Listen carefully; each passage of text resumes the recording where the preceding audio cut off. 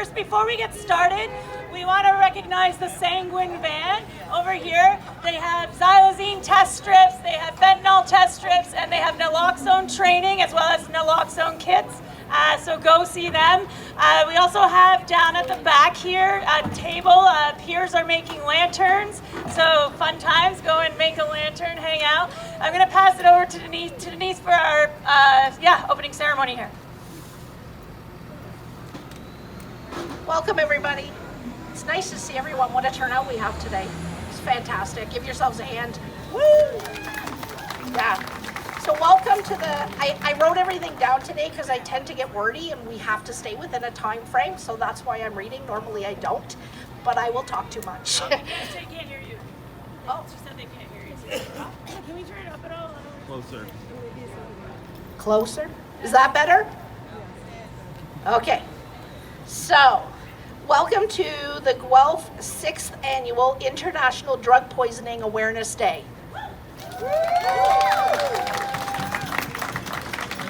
A day to remember our beautiful friends, family members, and people we support and love that have passed, and to ask for policy change. My name is Denise Watterson, and I am here representing the Peer Advisory Committee of the Guelph Wellington Drug Strategy. I also work for CMHA, and I have been impacted by this public health crisis in both my professional and personal life. Okay. If anybody wants to, Yeah. And that's where we're going there now. So we have a no photo zone. Sorry, everyone. I'm going down here. Okay. I can't, it's too sunny. Can't see my phone. So we have a no photo zone here for anybody who's here that would like to not be on any type of social media or to have pictures taken of them.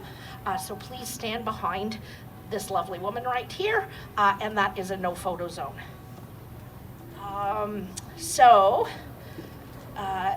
If you would like, we have somebody playing the songs. I'm sorry, I forget who it is. Ingrid is playing there she is. Ingrid playing songs, and if you would like to go and request a song to be played, some of us, we're not word people and we prefer music, and the lyrics help us get the feelings out. Please go over to Ingrid and ask for a song to be played for you or for somebody who you've lost. If you need support while you are here, there are various people around here with purple bandanas on in some various showing. Can everybody hold their bandanas up or their hands up? If you need some support, please go to these people and they will provide you with some support. If you need support after the event, there are certain agencies that are offering support. I believe it was the Community Health Center, and who else was it, Adrian? Is Adrian around? Just the Community Health Center. So please, if you need support afterwards, head over to the Community Health Center and there will be folks there to help you work through your feelings. And that's pretty much it for now. I am going to talk a little bit about, I don't know if anybody noticed that the name of the event this year is different than it was last year, right? Last year it was International Overdose Awareness Day. And this year, it is Drug Poisoning Awareness Day. Woo! I know a lot of you here know why that is, and I don't want to preach at you why it is, because you know. But there might be some people here who don't understand that, and I thought I would just talk a little bit about that. So, when someone drinks too much, we never call it, alcohol overdose. It's always called alcohol poisoning. Which is interesting, right? The word overdose implies that the person knows what the substance is, what the dose is, and is choosing to take too much, which happens, but how do we know when that is? That implication of personal responsibility can reinforce stigma in our community. The definition for drug poisoning is the giving of a substance that somehow interferes in normal bodily functions. This definition does not indicate fault at all. It takes away from the moral implications of the human being and helps to reduce the stigma. Due to the sorry everybody, due to the tainted drug supply, the substance the person purchases may contain more of that substance than the person is tolerant to, or may contain a number, and I use that word in capitals, of other things that the person has no idea they are ingesting. This is why the word poisoning is a better representation of what is happening in this public health crisis than the word overdose, and why we choose to rename today to International Drug Poisoning Awareness Day.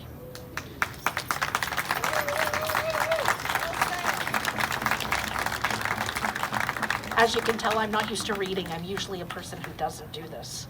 The theme this year for our gathering is "We See You." So I wanted to say a little bit about that. We want to recognize those people who go unseen. We honor the people whose lives have been altered by drug poisoning. They are the community who are watching their loved ones be poisoned and die. We see you. They are the family and friends grieving the loss of a loved one. We see you. They are workers in healthcare and support services extending strength and compassion. We see you. And they are the first responders who have selflessly assumed the role of lifesaver. We see you. We would like to turn the microphone over to anyone who would like to have their voices heard, to remember someone they lost, to voice your concerns about this health crisis. Today is the day for us to be seen and heard. I invite you to come forward.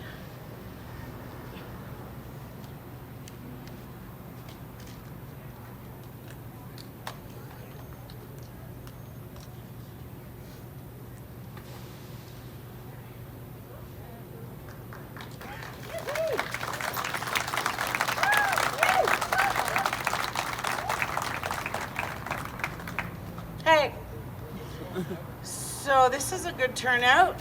Kind of disappointed that it's not a little bit bigger for the size of Guelph, but hey, we'll take what we can get, right? Sherry Edwards, Jeff Hammond, Kenny. Like, where's it end, man? Right? I pray each and every day that it's not another one that we know. And, you know, we have to start seeing these people. They're not only hopeless, but they're homeless. I'm shaking because I'm so grateful for what I have here. And I also have overdosed so many times I've lost track. Yeah. So let's work together. Let's be a community. Let's pull these people up, not tear them down. Thank you.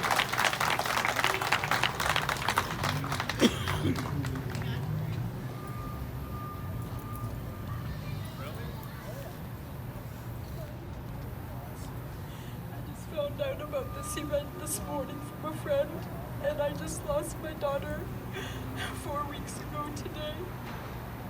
And we're so heartbroken over all this. And I just want to see a change made.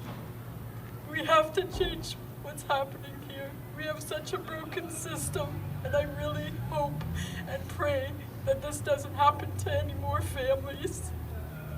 Thank you.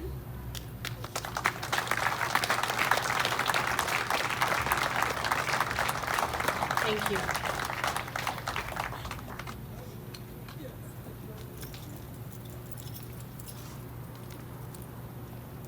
Hi, I'm lucky enough to not be one of the people that suffers with having to deal with addiction.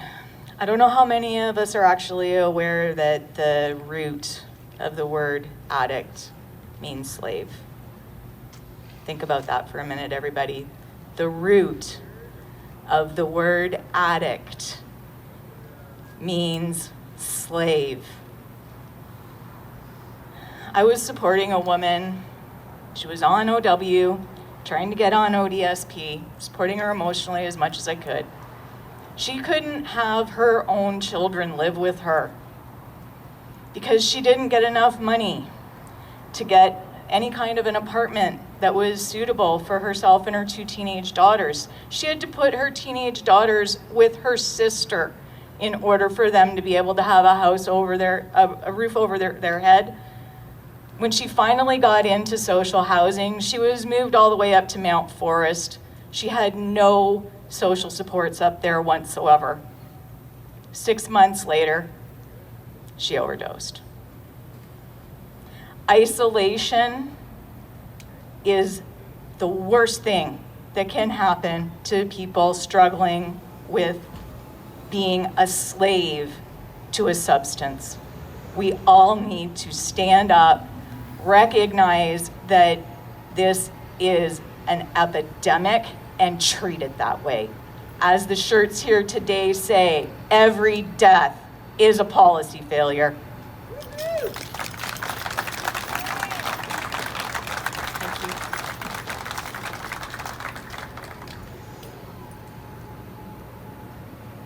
Who else would like to have their voice heard?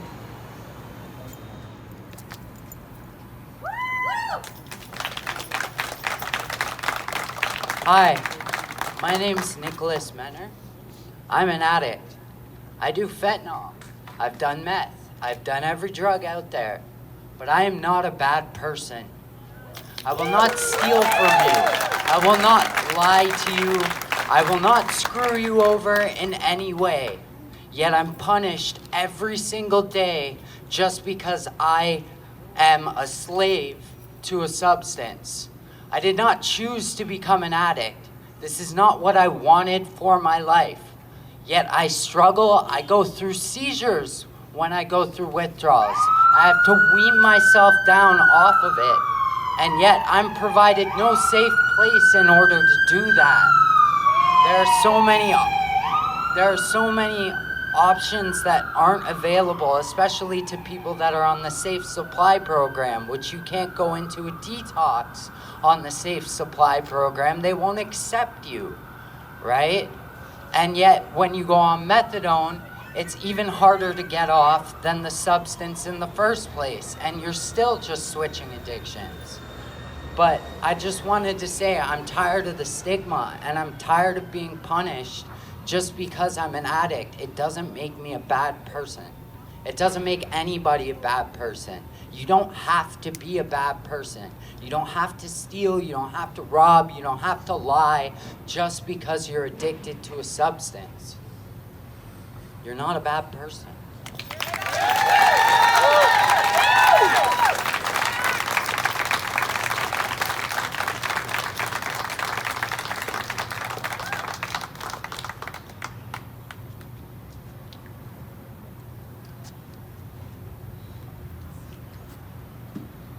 Nick is not a bad person. He's a loved person, just like each and every person here. Everybody we see struggling on the streets and behind the closed doors. I'm here because I've lost 2 of my foster type kids, 8 years ago and 3 years ago. Connor Whitehorse and Joel Solofstra. Both struggled through their teenage years and finally succumb to the street drugs around. They are loved, they're still mourned. They are part of our family still. I walk these streets now, I work where I work, and I sit and talk to those around me. I'll listen, I'll hug, I'll hold a hand, because sometimes that's all we need. I encourage everyone. Everyone has a struggle somewhere in their life. But if you keep going the same path, it's like that well-grooved racetrack of a horse. You have to take a 1 degree change, but that 1 degree change over time will lead you in a different direction. Thank you.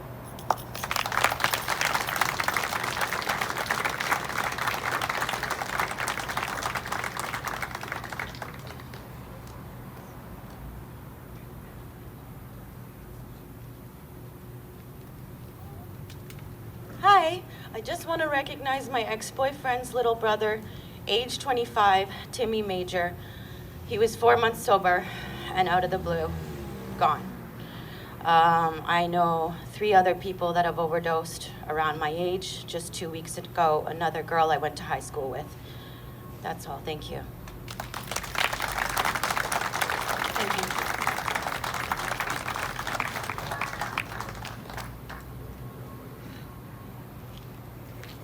All right. Hello, everybody. So, yeah, I lost my brother to an overdose a few years ago. You know, I've lost so many friends, at least 11 or 12 of my friends. I've been struggling with addiction too for a lot of years. I've overdosed many times. Narcan has saved my life. I'm lucky to be here. You know, it cost me a 10-year sentence to really wake up and get control of my addiction. I can't say it enough. People who are struggling, you got to reach out for help. And you know, STC Stonehenge, it's a treatment center, and it's literally changed my life. It's taught me so many tools. It's helped me in so many ways. I was always taught as a young person growing up, you know, I didn't know how to reach out for help because I looked at it as a weakness, and I felt weak, and I didn't want to look weak. You know, it's destroyed my life. It's destroyed my family. And like it's so sad and heartbreaking because, you know, we're all good people, and addiction is just it's a disease, you know, and I can't say it enough. If people are struggling, just reach out for support, reach out for help. You know what I mean? There's people out there that are willing to help. I'm so sorry for everybody here who has lost loved ones. And may they all rest in peace. And, you know, we're all good people. We struggle with addiction, but I'm telling you, I've been struggling for years, my whole life since I was 12. I'm 36, and I'm turning 37 soon. And if I can do it, any of us can do it. You know what I mean? I have hope now. I thank STC so much because it saved my life. It really did. And I pray for everybody, and I wish the best for everybody. And you know what I mean? Reach out for help, ask for help. It's a big thing, and we got to get these Narcan kids, because if it wasn't for the Narcan, I would have been dead. I've overdosed at least 8 times, and I'm grateful for what we have here today. This is wonderful, and you guys should all be proud of yourselves. So thank you.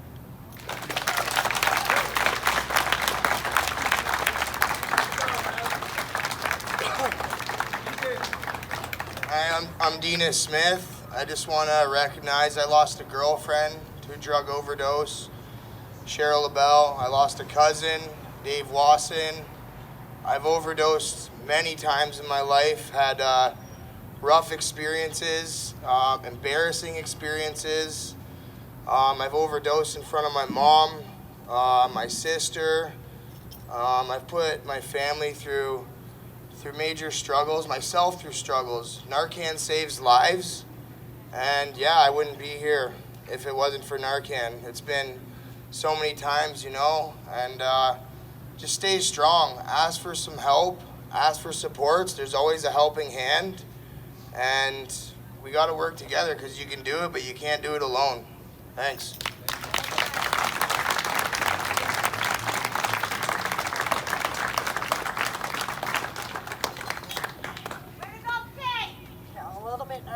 But so we're from the National Overdose Response Service, which is NORS. I wanted to come up here and shout out to Rebecca Morris Miller. She was the founder of NORS. She started this whole thing with $1,000 in her pocket, and we went Canada-wide. She saved many lives and is still saving lives because we're here continuing her legacy. And I just want to say we love you, Rebecca, and we love all of you. We hear you, and we're here for you. Let's end the stigma, and let's stand together.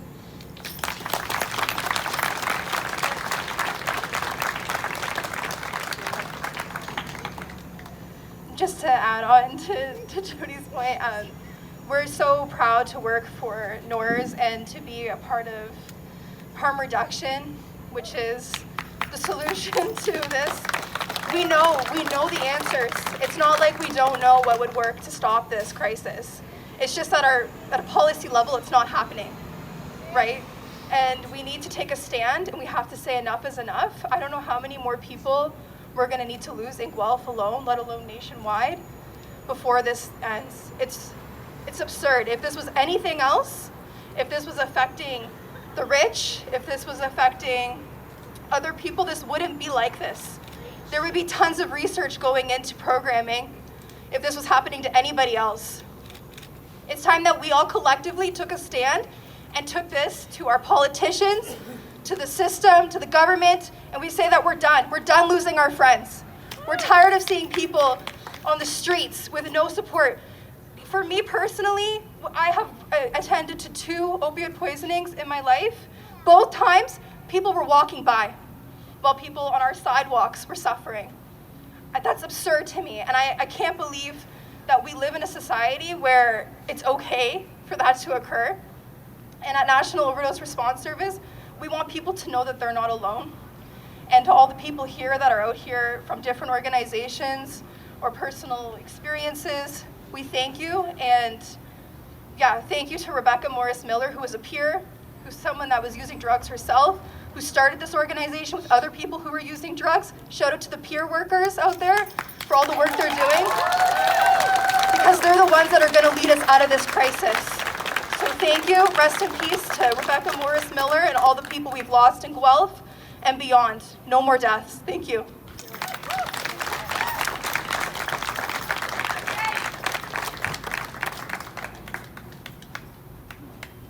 Hi, I'm Colleen.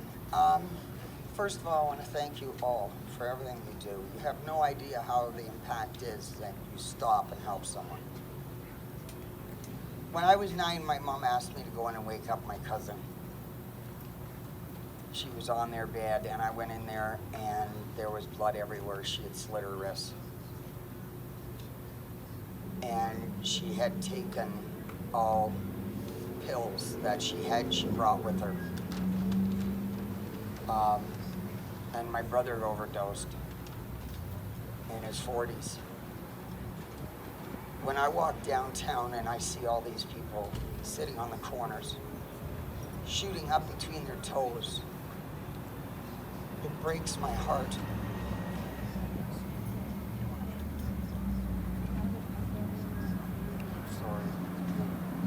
Sorry about that. Yes. Anyways, I just want to thank everybody for all their help. Okay, thank you.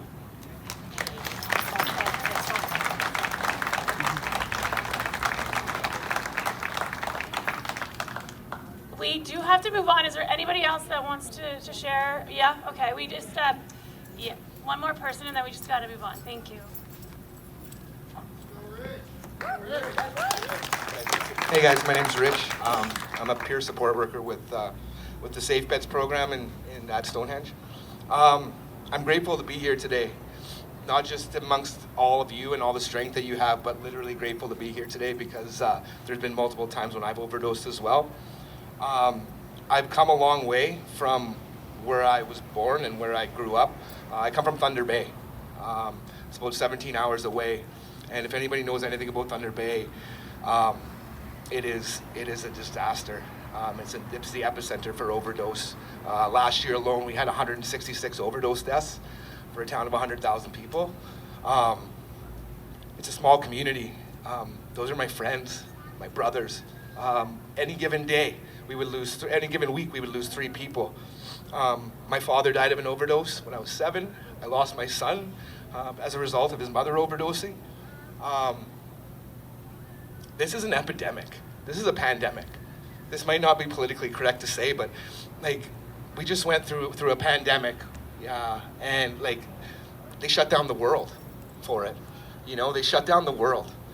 And meanwhile, it just created so much isolation and so much chaos, and people are dying. People are dying every day. I'm just gonna shout out some names: Kevin, Scott, Pat, Steve. These are all people that walked the journey with me that never made it out. I'm grateful that I made it out.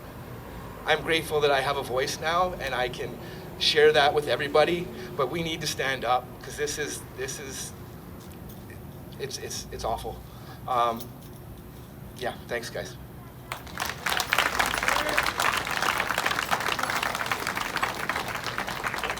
Thanks everybody who came and shared. Thank you. Thanks for speaking from your heart.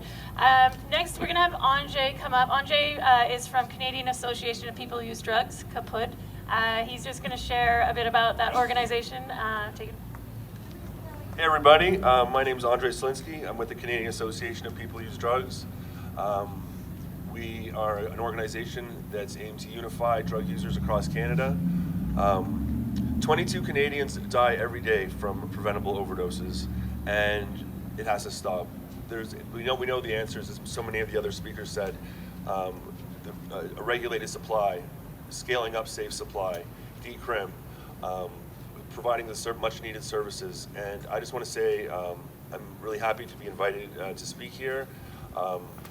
Please, if you want, reach out to others. There's people around you that love you. Every drug user is an individual. Every death, that's an individual who lost their life to something that was completely preventable. So I just want to say love for Guelph. Thank you for having me here. Presently Kaput has a decriminalization case. It's presently at the BC Supreme Court level, and we're trying. So it's half steps are not enough. We need to go all in to make meaningful change. So I appreciate everyone coming together, and I just want to give a shout out Mary, Rob, Sergey, and then so many others who we've lost. So thank you.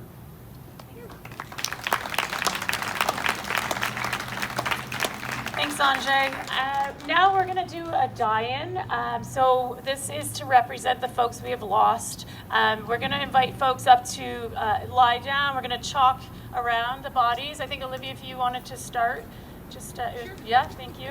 So feel free, come on up. It's a die-in, so we're gonna chalk bodies, and then we're gonna have a moment of silence, and then so please feel free, come on, join in. Don't be shy.